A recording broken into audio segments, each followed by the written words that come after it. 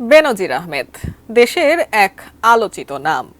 পুলিশের এই সাবেক প্রধানের বিরুদ্ধে এখন শত শত মানুষের অভিযোগ, দুর্নীতি আর অবৈধভাবে পাহাড় সমান সম্পত্তি অর্জন করেছেন তিনি। নিজের এবং তার পরিবারের সদস্যদের নামে গোপালগঞ্জ ও মাদারীপুরে প্রায় ৬০০ বিঘা জমি কিনেছেন। এই সব জমির বেশিরভাগই হিন্দুদের। তাদের অভিযোগ, ভয় ভীতি দেখিয়ে নামমাত্র মূল্যে কেনা হয়েছে তাদের জমি। আরো জানাচ্ছেন এসআই রাজ।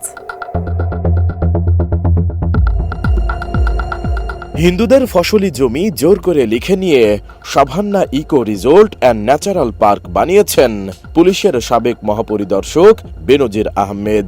জমি লিখে না দিলে হত্যার হুমকি দেওয়ার পাশাপাশি মামলা দিয়ে ভয় দেখানো হয়েছিল বলেও অভিযোগ করেছেন ভুক্তভোগীরা। অত্যাচার আর নির্যাতনের শিকার হয়ে দেশ ছেড়েছেন অনেকেই। জোরপূর্বক লিখে নেওয়া ফসলি জমি এখন পরিণত হয়েছে গোচারণ ভূমিতে।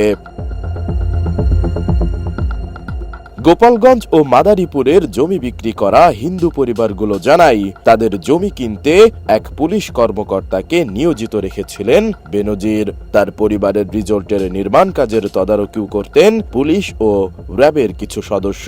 তাদের দিয়ে তরমুজ চাষ সহ কৃষিকাজও করানো হয়েছে। ডিজাইন, এলিগেন্স, বিউটি, সেরা পণ্য সবার জন্য জেভিকো। বেনজির আহমেদ এসব জমি কেনা ও রিসোর্ট গড়ার কাজটি করেছেন আইজিপি ও র্যাবের মহাপরিচালক থাকার সময়ে। দুর্নীতি দমন কমিশনের অনুসন্ধানে বেনজির আহমেদ, তার স্ত্রী ও ৩ মেয়ের নামে এখন পর্যন্ত ৬২১ বিঘা জমির খোঁজ পাওয়া গেছে, যার ৫৯৮ বিঘা গোপালগঞ্জ সদর উপজেলায় ও মাদারীপুরের রাজ্যর উপজেলায়। উপজেলা দুটি পাশাপাশি, আর বেনজির পরিবারের জমিও ২ উপজেলার সীমান্ত ঘেঁষা এলাকায়। ওই এলাকার গ্রামগুলো হিন্দু অধ্যুষিত। বেনজির সেখানে Savanna eco resort and natural park নামে একটি রিসোর্ট করেছেন। এই রিসোর্টে মানুষকে থাকার জন্য কক্ষ ভাড়া দেওয়া হয়।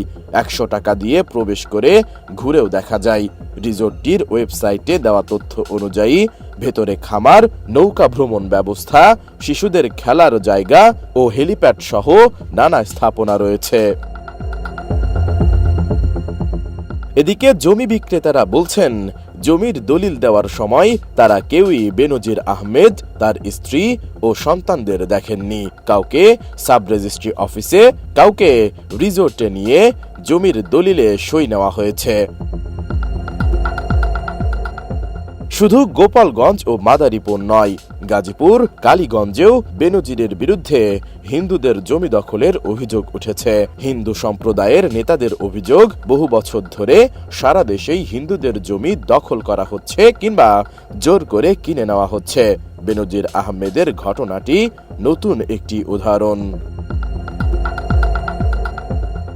এসআই রাজ, এটিএন নিউজ।